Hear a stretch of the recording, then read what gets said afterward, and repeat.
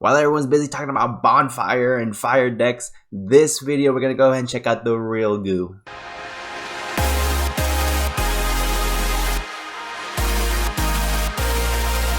Yo, what is going on, you guys? Bashtian yugioh here, and today I want to go ahead and check with you guys an update to a shark deck profile that I did in October just of last year. We got a brand new card that's going to be releasing in Millennia called Armored XYZ. It's a card that was announced a while ago, I think 4, 5, 6 months ago, and we need to be prepared, guys. So I want to go ahead and do a quick update for my shark deck profile, guys. If you guys have not seen the original one, I highly recommend go ahead and check it out, the more in-depth version of this shark deck profile. This time I'm just going to go ahead and go by card, and I am going to go ahead and show you guys a quick combo tutorial just so you guys can see how powerful this deck really is. In the beginning, we'll do the deck list stuff afterwards, guys, so make sure you guys stay tuned for the entire video. But besides that, let's go ahead and get right into it. So guys, for this combo you're gonna need just 2 cards. Really simple for you guys. First off, we're gonna use Lifeless Leaf Fish,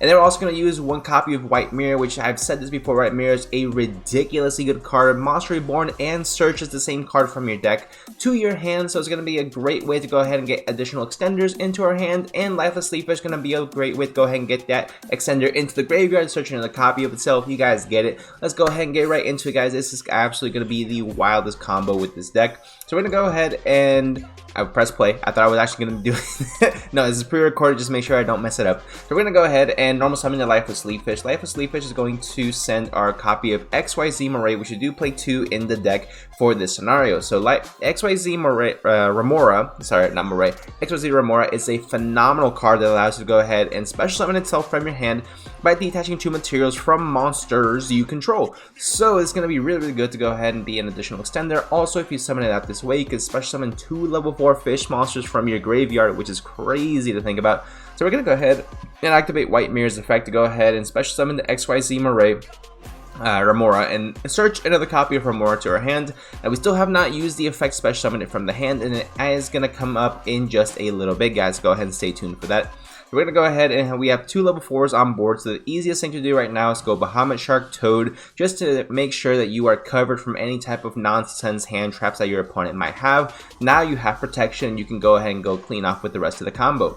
So we're going to go ahead and summon out our copy of XYZ Armor Fortress, which is a phenomenal way to go ahead and search out your brand new Armored XYZ cards. So we're going to go ahead and do just that. We're going to go ahead and detach 2 to summon out our Armored XYZ, not to summon out, to search out, I should say, our Armored XYZ and our copy of full Armored XYZ, which lets us XYZ summon during our opponent's turn. So we're going to go ahead and summon out the Crystal Zero as just an additional material, and then we're going to summon out our full Armored Dark Lancer, which is going to gain some insane boosts at the end of the combo. So we're going to go ahead and summon this guy out. We're going to detach 2 using the XYZ Remora's effect.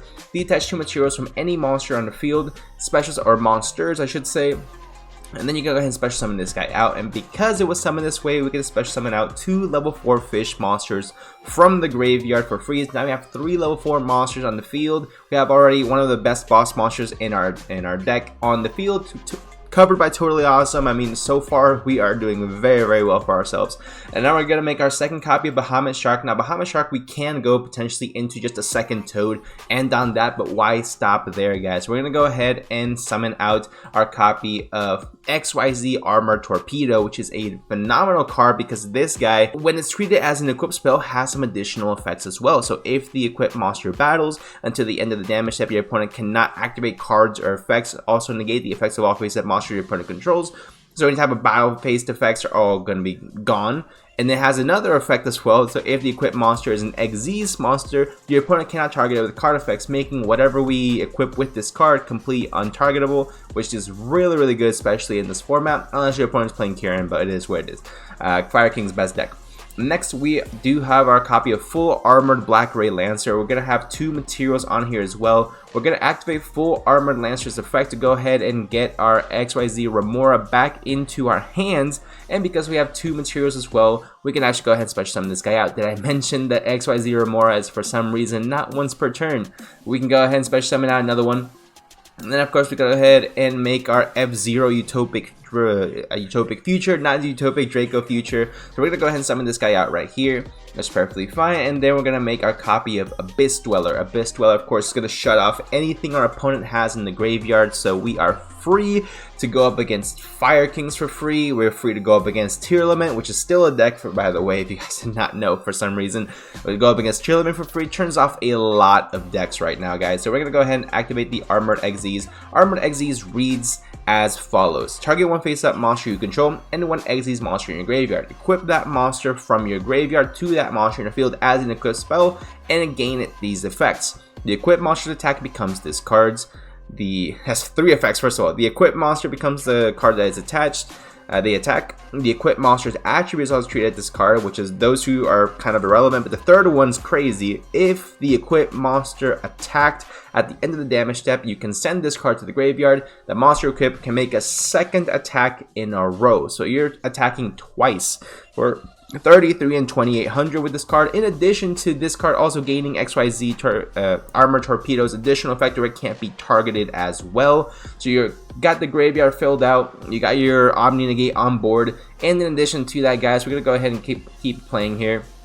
So the second our opponent's turn starts, we're gonna activate Shotgun the Dweller first of all, and then we're actually gonna go ahead and activate the full Armored Xyz to summon out our Utopic Draco Future. So now you have a monster negate, you have your Omni Negate, your opponent's graveyard is shut off, and you also have this big boss monster of a card that can't be targeted as well. In addition to, guys, this is an absolutely insane combo you can do just with 2 cards in this strategy, guys. I think Armored Xyz brings a lot to the table as far as just making and reinforcing what you could make before with Sharks, and it just makes it that much stronger to actually go ahead and be able to compete in today's metagame. I think Sharks with this additional strategy is already a funny enough viable deck. I was actually playing on a 3v3 yesterday, and one of the guys that went undefeated through Swiss was actually playing Sharks, and I was sitting right next to him, he was playing it, and he was absolutely dominating it. Water Barrier Statue and all, crazy combos.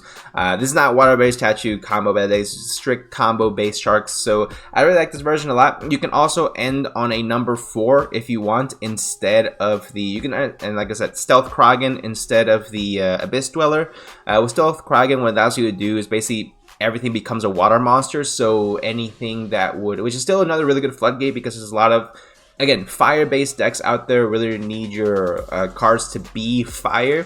Now, Garunix will still activate because the original attribute was still fire, even if it was changed, so that is something you have to keep in mind. But it makes everything water, so it does have that going for it as well, which is nice. And also, any type of link monsters or materials that would need specific attributes then can't be summoned because obviously you just make everything water.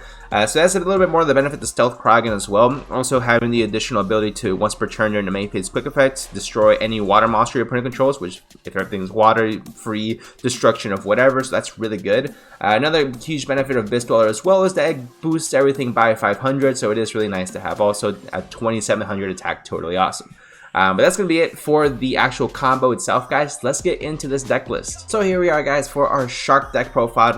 Now when it comes to Sharks, it's really not that complicated. All it really does is the entire deck is just level 4, level 5, level 3, whatever. It's free special summons, extenders, and then you just combo off on your opponent and you make everyone look silly. So that's pretty much what Sharks do. They just make your opponent look absolutely silly by the amount of extenders this deck can play. It's ridiculous. So let's go ahead and get right into it, guys. We're going to play 3 copies of Abyss Shark, 3 Buzzsaw Shark. I say 6 copies? No, 3 Abyss Shark, 3 Buzzsaw Shark, 3 Lifeless Leaffish. We played this at 2 previously, but considering that this card is a crazy turn 1 end board, you guys want to go ahead and maximize out on it. 2 of the Silent Angler as well.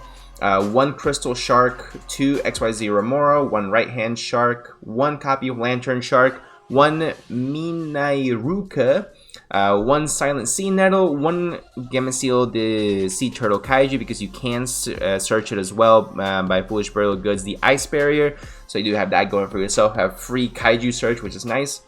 3 Ash Blossom for hand traps, 3 Emperor for hand traps as well. For the spells, 1 instant fusion, summon out your rare fish. I don't like playing copies of ready fusion as well, just because, yeah, you can summon out this guy, but then your other 2 copies are essentially dead.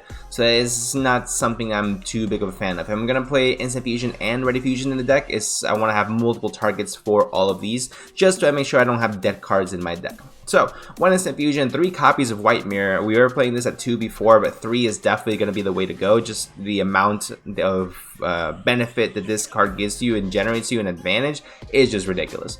2 copies of Triple Tactics Talents, 2 copies of Foolish Burial Goods, 1 Armored XZs, 1 Foolish Burial, 2 copies of Power Prosperity, 3 Imperm, of course, 2 Ice Barrier, and 1 copy of Full Armored XZs in addition.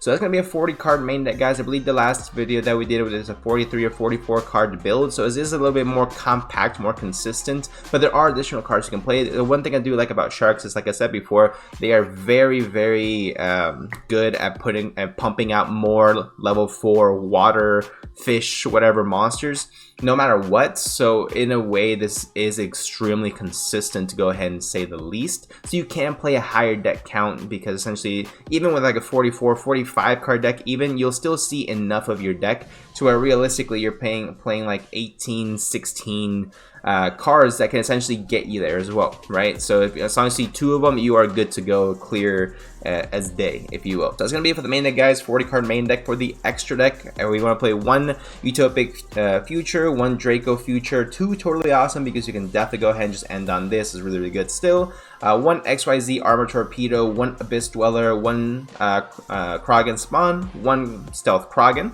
Number 4, 1 full armored Black Ray Lancer, 2 of your Bahamut Shark, because we do go through both of them in the combo, of course. 1 copy of XYZ Armored Fortress, 1 copy of the full armored Crystal Zero Lancer, and 1 copy of full armored Dark Lancer, along with your 1 copy of Rare Fish. All of those were a mouthful except for Rare Fish. That's funny. That's gonna be it for the video, guys. Honestly, I think that Sharks have a really, really good ability to just come out of absolutely nowhere and completely dominate, obviously to dominate local scenes, as far as I could see, in the event you have a really skilled player who understands the ins and outs of the decks. You can, of course, have different variations to this if you want to play the more barrier statue control version. I prefer the more combo heavy version. It seems a little bit more fun that way, but at the end of the day, Krogan control, whatever you want to call it, Sharks are just a menace and a real issue potentially in this upcoming format, but we'll have to go ahead and wait and see, guys, because realistically I don't think it's going to get enough attention through the competitive players. But let me know what you guys think about Sharks. Honestly, I think it's a very, very budget deck. First of all, you have not a single card in here that is worth more than like $5, right? Except for Armored XCs for like a $6-7 pre-sale price, which will of course tank the second the set comes out. They're probably like $1 or $2 max, because you just need 1, and not many people are going to be playing Sharks. So if you're a shark player, then, you know, first of all, salute to you, kudos to you, my friend, and honestly, I don't see why you not give this a shot. But without further ado, guys, hope you guys did enjoy. Make sure you guys like, subscribe. We have a ton more Maze of Millennia, Final San Antonio duels, all that kind of stuff, content coming up, so you guys want to go ahead and stick around. Make sure you guys subscribe, and I'll see you guys in the next one.